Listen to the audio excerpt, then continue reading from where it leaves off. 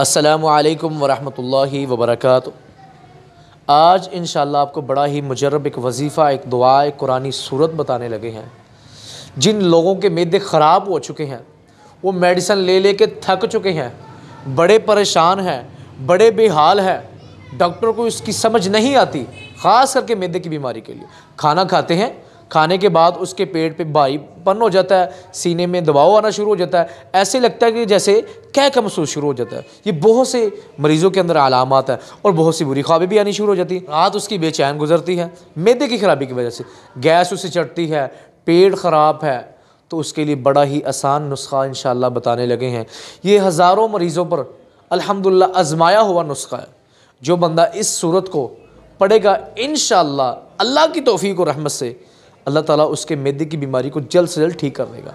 लेकिन इस सूरतों को पढ़ने से पहले ये बात अपने जहन में बैठा लें, हमें अल्लाह की हर वो नाफरमानी से बचना है जिससे अल्लाह नाराज़ होता है। जिसमें सबसे जो बड़ी आजकल हमारे दौर के अंदर, हमारे मुआशरे के अंदर एक चीज़ है, वो है सूद। हमारे यहाँ बहुत से कारोबार सूद पे चलते हैं, बहुत से ऐसे मामलात हैं जिससे अल्लाह नाराज़ होता है, उससे हमें बचना होगा।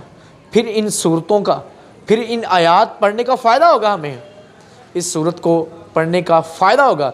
आपने कलवंजी और शहद और अजवाइन ले लेनी है, या पानी वाली एक साथ बोतल ले लेनी है। सूरत तगाबुन 7 मरतबा 7 दिन तक पढ़कर फजर की नमाज के बाद पानी पे थूक दें, या शहद, कलवंजी, अजवाइन, ये तीनों चीज़ें मिक्स कर लें। ठीक है, इंशाअल्लाह इसका इस्तेमाल शुरू करें।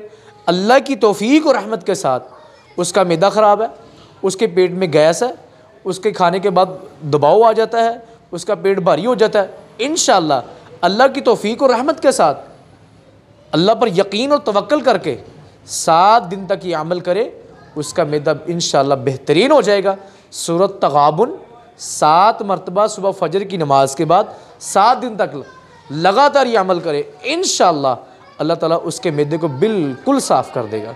और अपने सुबह शाम के अज़कार, अपनी नमाज़ें बिल्कुल हमें ठीक करनी चाहिए, अपने मामलातों को बेहतर करना चाहिए। अल्लाह ताला हमारा हामी और नासर हो, हमें सही मानों में कुरान और हदीस पर अमल करने की तौफीक अता फ़रमाए।